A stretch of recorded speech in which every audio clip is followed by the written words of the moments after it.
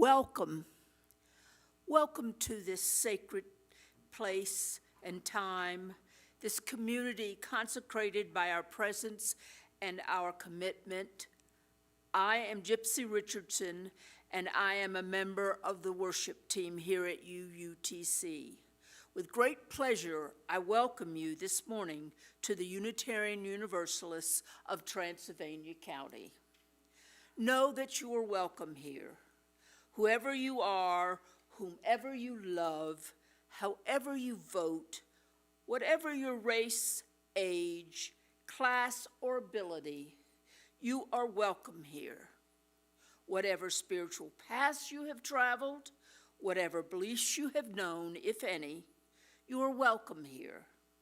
For our faith calls us not to a particular creed, but to a covenant to honor every person's worth and dignity. UUTC's mission is to support individual spiritual journeys and to promote social, economic, and environmental justice. We have a few announcements this morning before we get deeper into our service. UUTC's Next Normal seeks to bring us together safely. Please wear a mask in the building, except for those speaking from the pulpit. Use the clipboards to sign your name and telephone number in case contact tracing becomes necessary. After the service, please exit the building as soon as possible so the air can exchange fully before the second service. If there is a deep joy or concern in your heart to share, ask an usher for a piece of paper, and the usher will bring it forward to be added to Reverend Bob's pastoral prayer. Tonight, you are invited to the solemn holiday service at 5:30 p.m. This is a service of music and readings to help recognize the griefs we have, even or especially this season, and the hope that we can find peace. We have a new limited availability discussion group forming in January called On Being for the public radio show. Please see the Wayfinder newsletter for more details. Please choose a wish card in the entryway, pick up in the foyer, to get gifts for school students in need in Transylvania County.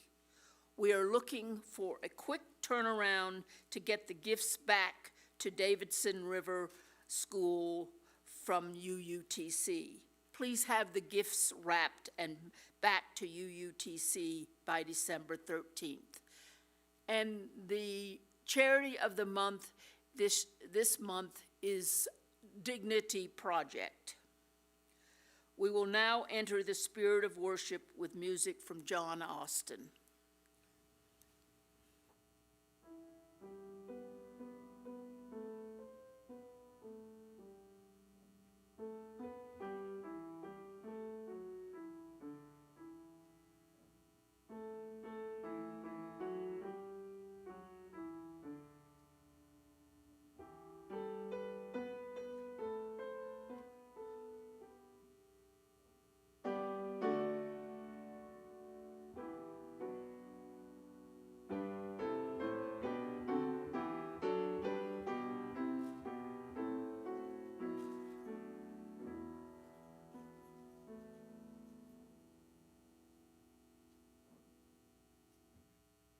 Our opening words today are by the Reverend Carl G. Seberg. He was a minister, scholar, writer, editor, and also a staff member of the Unitarian Universalist Association. He served as the president of the Universalist Historical Society for many years. He died in December 1998 while visiting family in Apex, North Carolina. Let there be joy in our coming together this morning. Let there be truth heard in the words we speak and the songs we sing. Let there be help and healing for disharmony and despair. Let there be silence for the voice within us and beyond us. Let there be joy in our coming together. For the chalice lighting, I have chosen a reading from the Reverend Gordon B. McKeeman.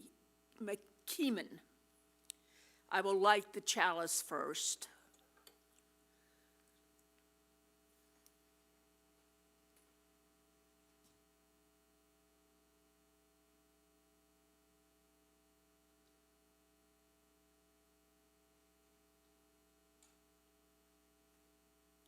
Well, it seems that I'm not going to do it the normal way today.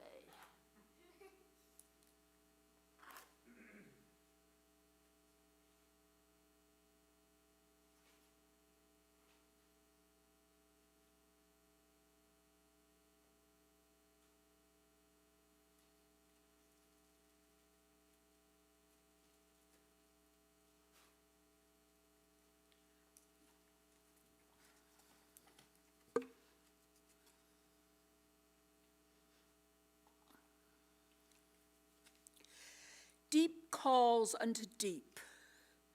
Joy calls unto joy.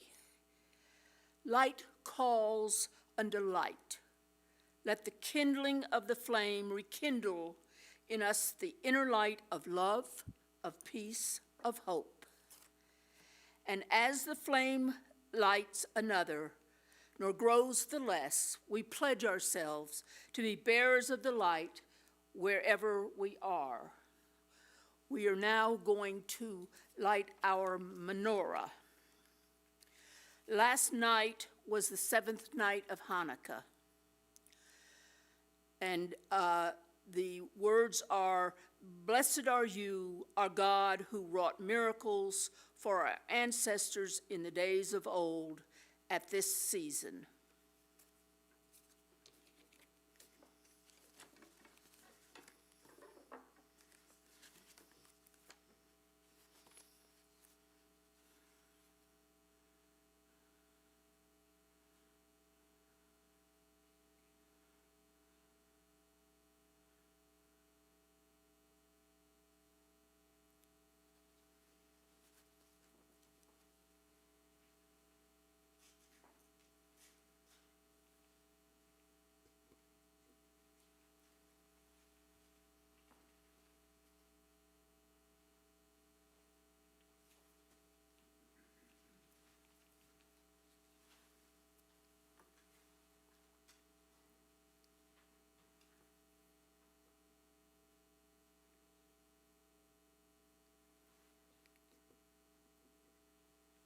Our first opening hymn today is a Hanukkah song.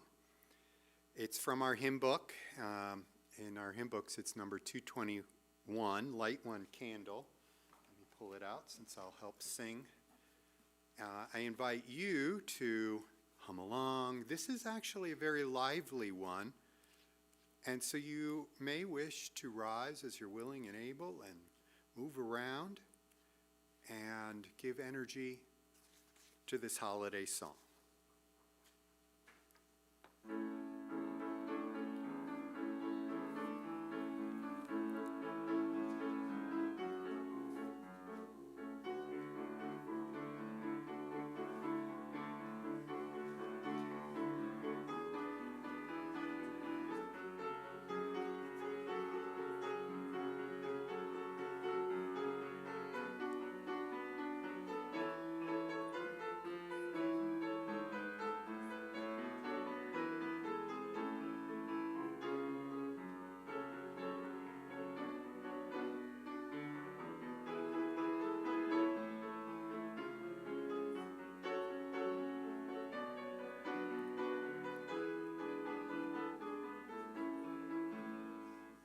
Light one candle for the Maccabee children, with thanks that the light didn't die.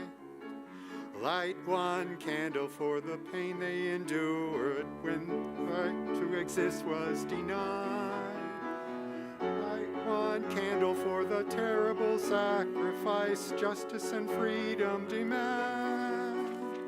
But light one candle for the wisdom to know when the peacemaker's time is at hand. Don't let the light go out, it's lasted for so many years. Don't let the light go out, let it shine through our love and our tears. Light one candle for the strength that we need to never become our own foe. Light one candle for those who are suffering the pain we learned so long ago.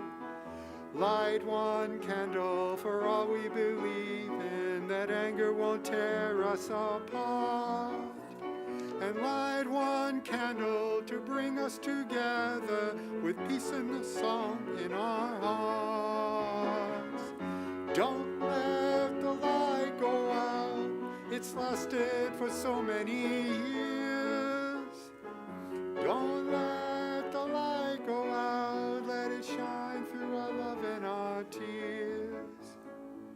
What is the memory that's valued so highly? We keep it alive in that flame.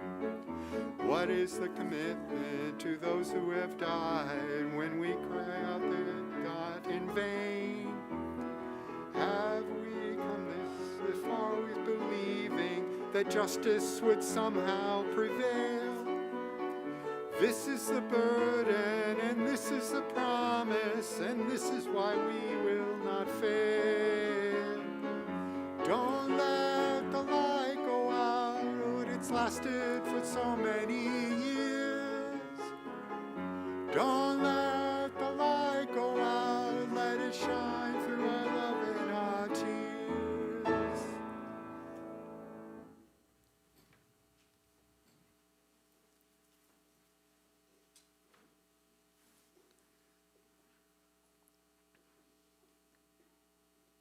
All right. Thank you. Thank you for the energy on that. I love that we as Unitarian Universalists have the chance to respect the wisdom in the world's religions. It says that in our Unitarian Universalist principles. We've got a whole bunch of candles this morning. We have the oil in the lamp that is our chalice, and we haven't let that go out. We have 7 menorah candles, plus the helper candle, slightly raised. Always helpers. Look for the helpers. And later we'll light last week's hope and this week's love candle on, what is that one? Do you know this one? It's an Advent. Advent, for Advent here in the weeks of anticipation for Christmas and Jesus' birth. So many ways we respect the wisdom of the world's religions. So, what does this have to do with Hanukkah? What does this have to do with Hanukkah?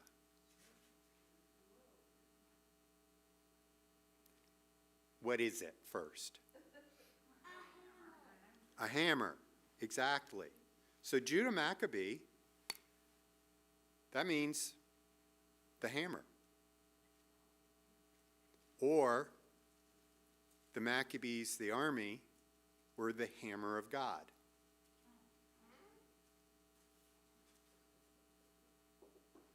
Yeah, I don't know. I didn't get taught hammers when I was a kid. I had to wait till I was an adult to start realizing, okay, Hanukkah. But this isn't the symbol of Hanukkah. This is the symbol of Hanukkah.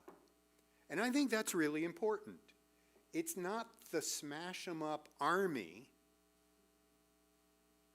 the Maccabees.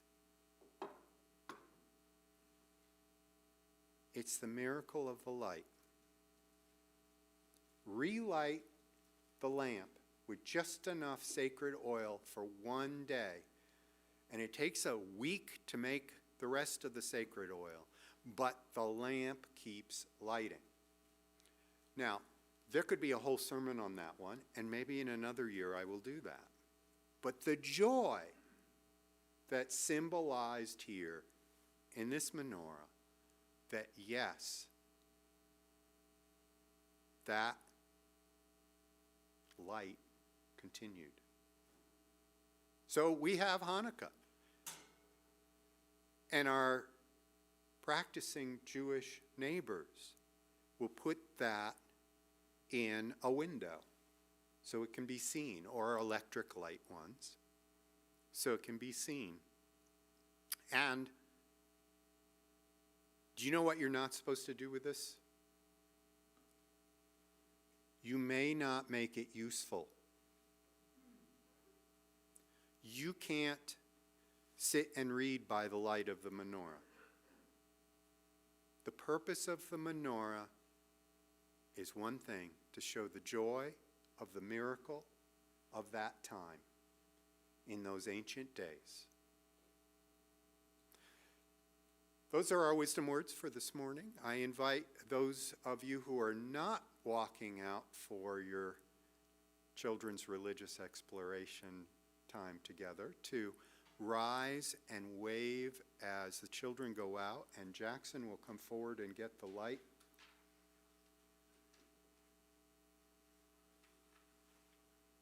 There you come.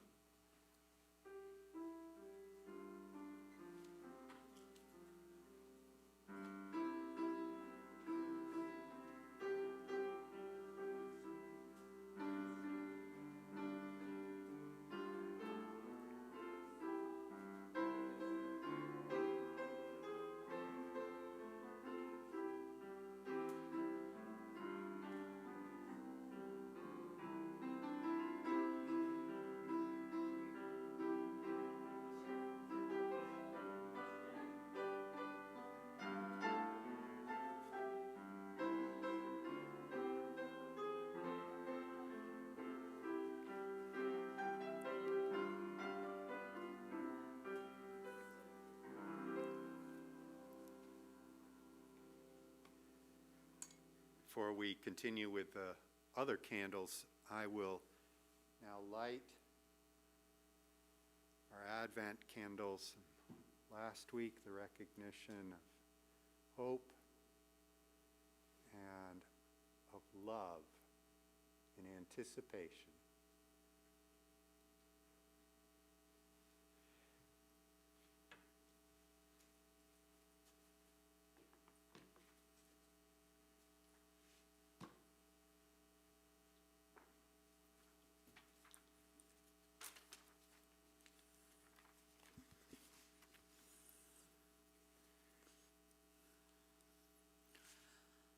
We believe joys are magnified and sorrows eased by sharing them in loving community.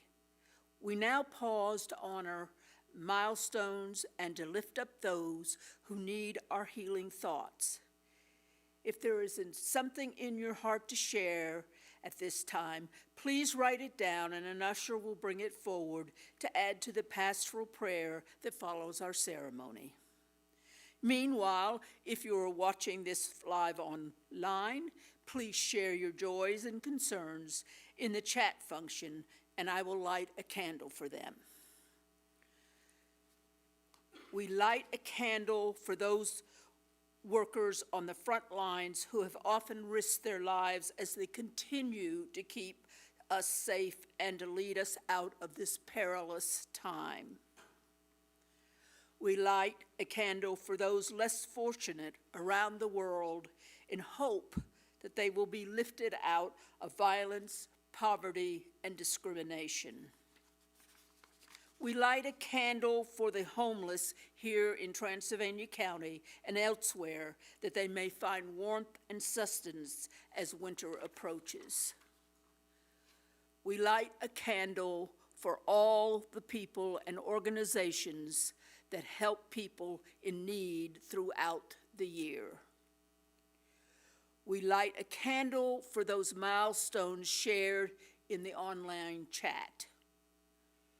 We light a candle for all those joys, sorrows, and milestones that remain unspoken at this time. Our final candle is lit to wish everybody a safe and happy holiday season. Let us pause for a moment of silence to reflect on the joys and sorrows we have just heard, and all these we carry in our hearts. If a musical interlude is planned, that's only for me.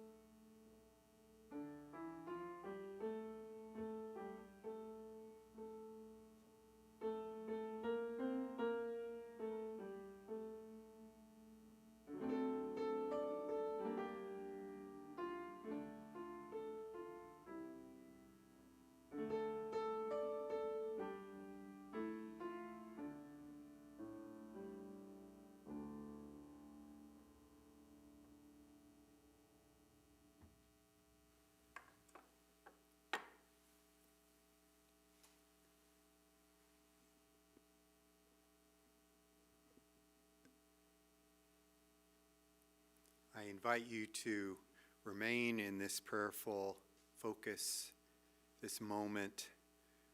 I believe there are notes to be passed up to me.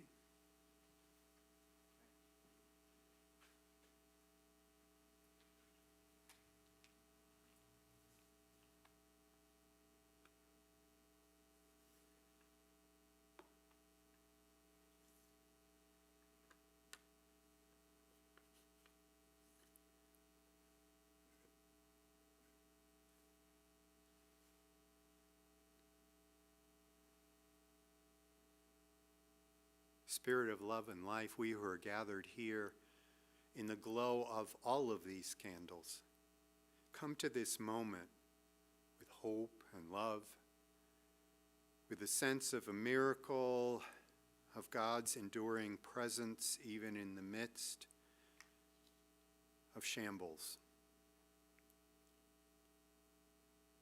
Spirit of love and life, this morning may we especially lift up all of those who are our members, who are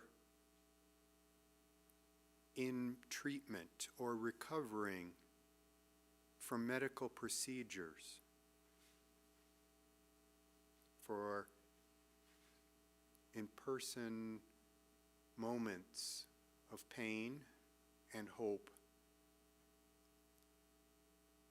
May we continue to reach out to Lackey Rowe as he is recovering from his surgeries. May we also remember in the coming weeks, starting this week, Lee Rush begins radiation therapy and continues for 4 weeks. And our prayers are that may it go well.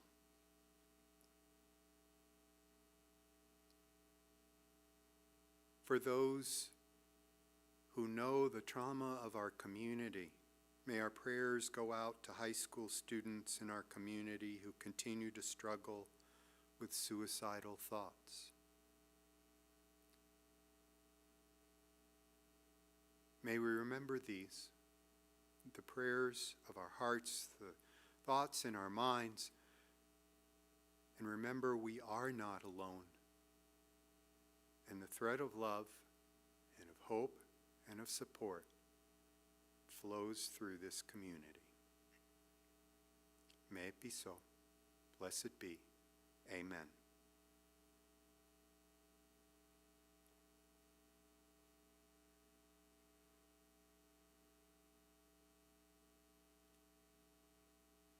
Our habit, our tradition that we have been able to do again, and that is the reminder in each service to have some sort of giving time. I'd like to start by saying that you can pretend that today is still Giving Tuesday. If you forgot, we had the pay down the debt going on in the month of November all the way up to Giving Tuesday, and we've been quite successful at it. And we wouldn't want you to feel left out if you happen to still need to drop a check in with a little notation on it for pay down the debt. Or for those of you online going up and seeing the buttons to give. But in general, with the theme of this month being about joy, I found a Brene Brown quote that speaks to this time of giving and our gratitude for all that is given to us. Brene Brown said, "We're a nation hungry for more joy because we're starving from lack of gratitude." May we, out of a sense of gratitude, give the best of what we have of our time, talent, and treasure. And all of this, may this gratitude be passed forward and multiplied. The ushers will now begin to bring the baskets to you.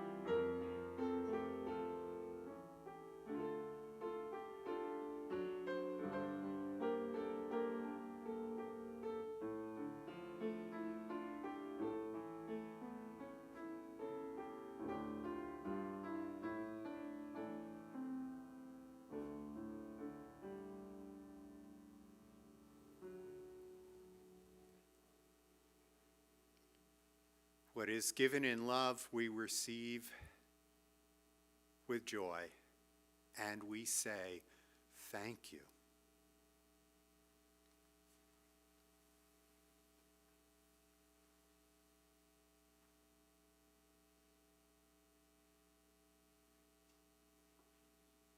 The reading this morning I've chosen from a resource that was passed around by colleagues. It's from the Reverend Joe Cherry.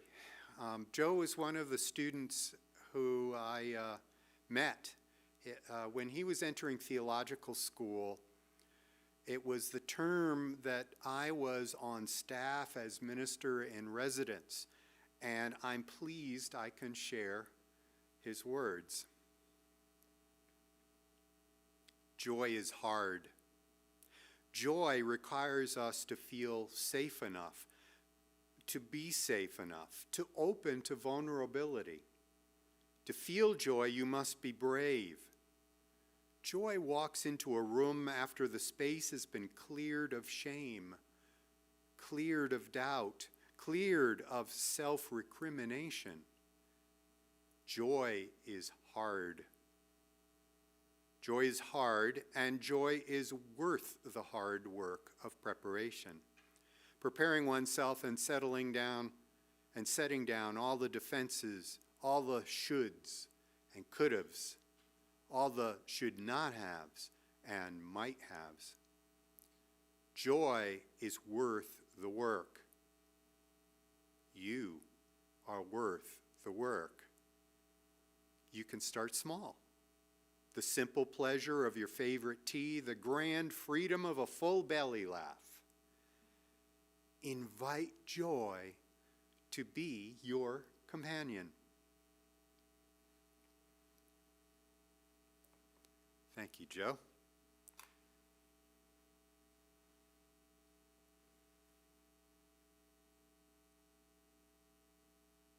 Our theme this month is opening to joy, and so this first sermon has that as the title.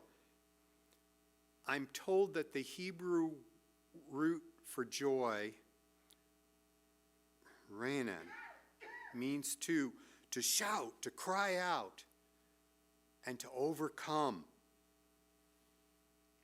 So we're opening this joyous season, remembering that it does not mean frantic, busy, or any other habits of this season. I mentioned the Soul Matters packet there. This month I'm doing it differently. Instead of sending it out to all the people who signed up last year for the packets, I've said instead, you tell me if you still want the packet, and I'll email it to you. But you get little previews here. Whether you've signed up in the past or not, you're going to get some anyway. There's a quote in there that kind of fits in with the theme as I'm shaping it. Hermann Hesse, the high value put on every minute of time, the idea of hurry, hurry as the most important objective of living is unquestionably the most dangerous enemy of joy. I would simply like to reclaim an old and alas quite unfashionable private formula. Moderate enjoyment is double enjoyment.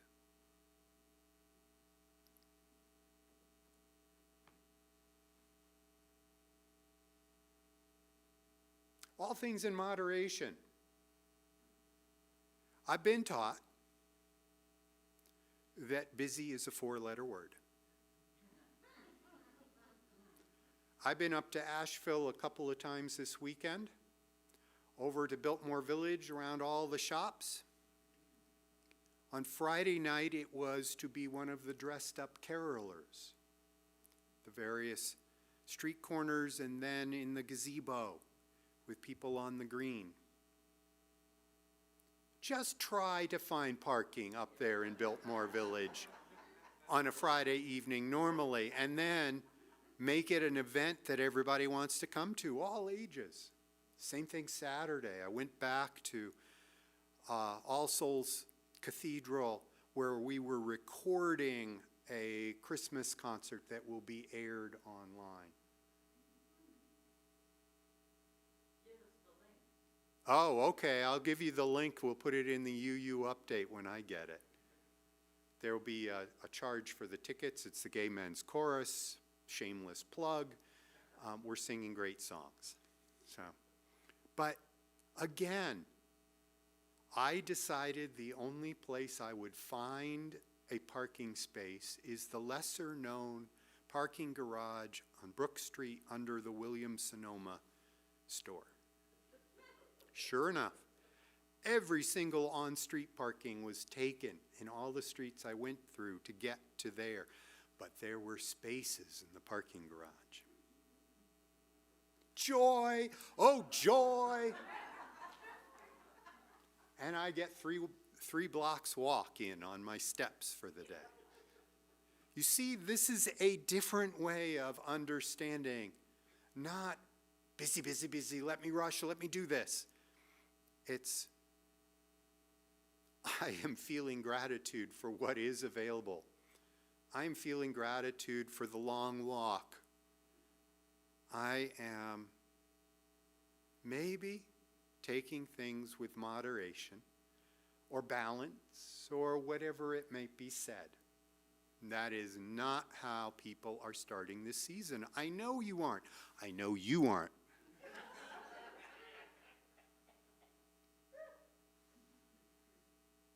This is one of those times when you need to hear your minister say great quotes about how to take life. Our packet again has a terrific quote from John Green. The existence of broccoli does not in any way affect the taste of chocolate.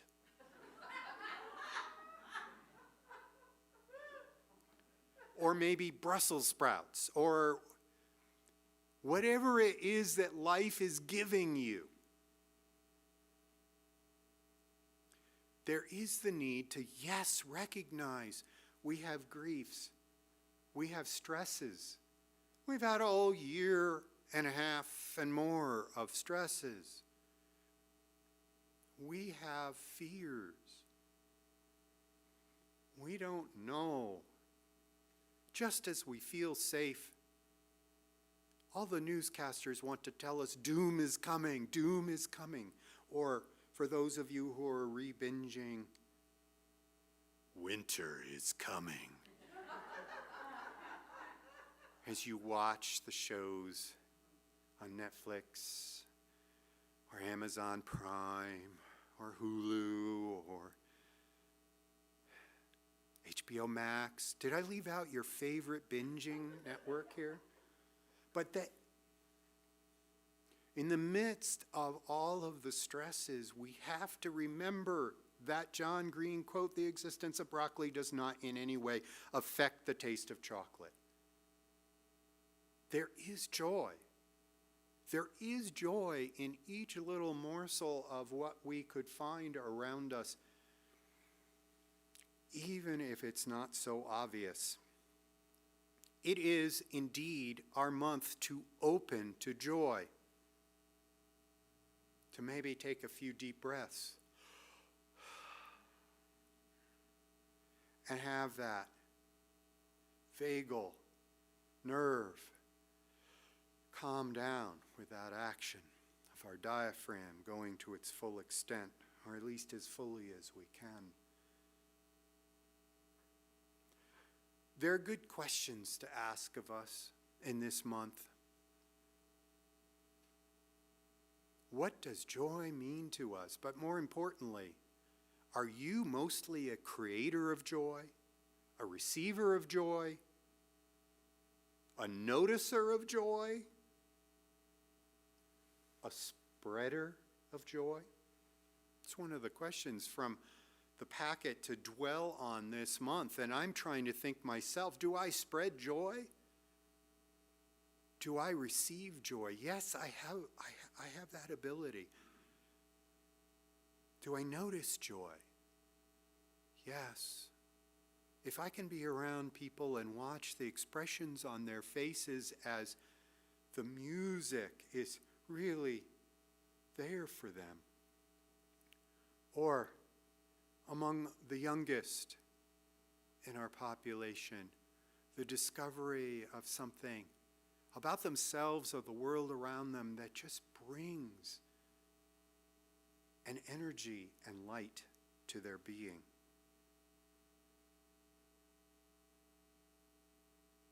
Another of the quotes from our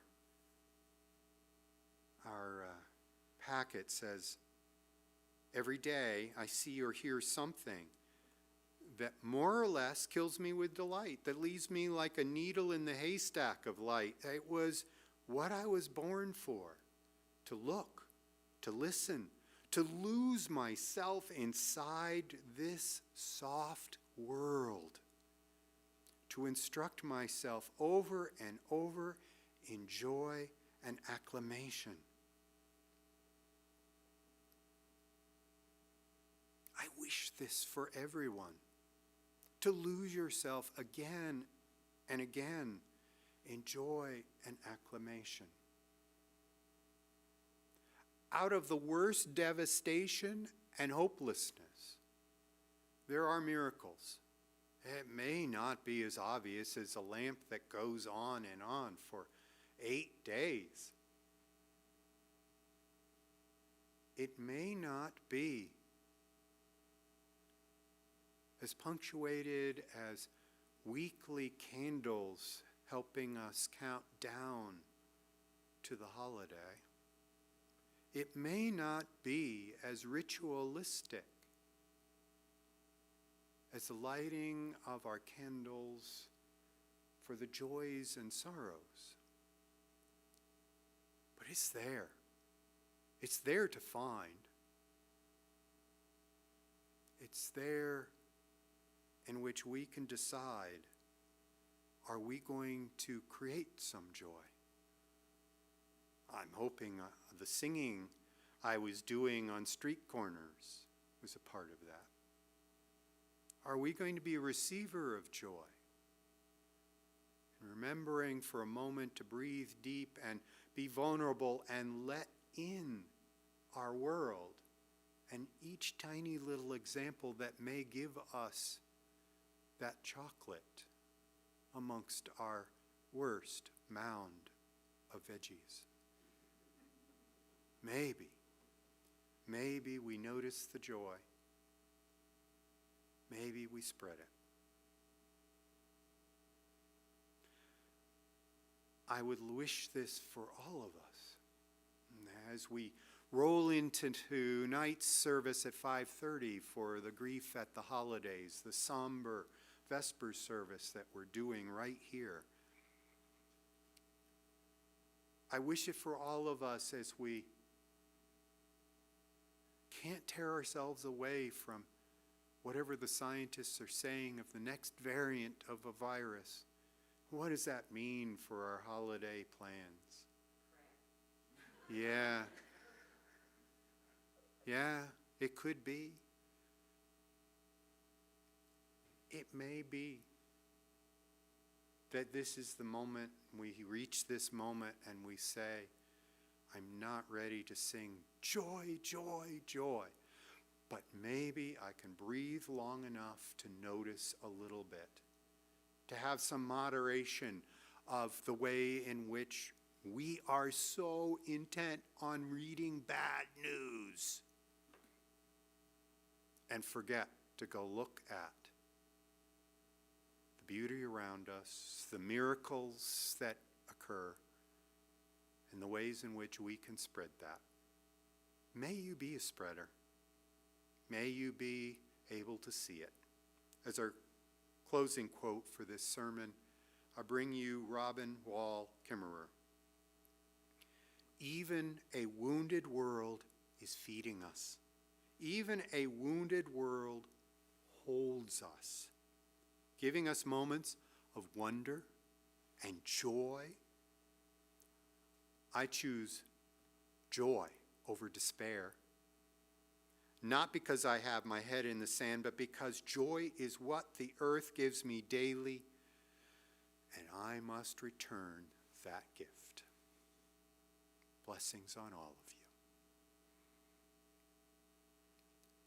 In the theme of the second Advent candle on love, I invite you to rise and sway to our final hymn, which I will sing, 131, Love Will Guide Us.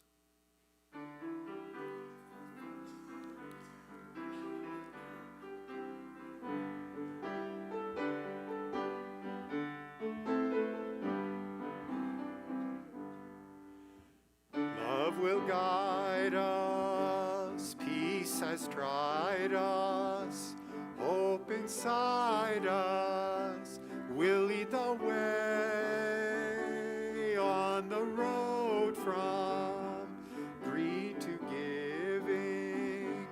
Love will guide us through the hard night. If you cannot sing like angels, if you cannot speak before thousands, you can give from deep within you. You can change the world with your love. Love will guide us, peace has tried us, hope inside us will lead the way on the road from greed to giving. Love will guide us through the hard night.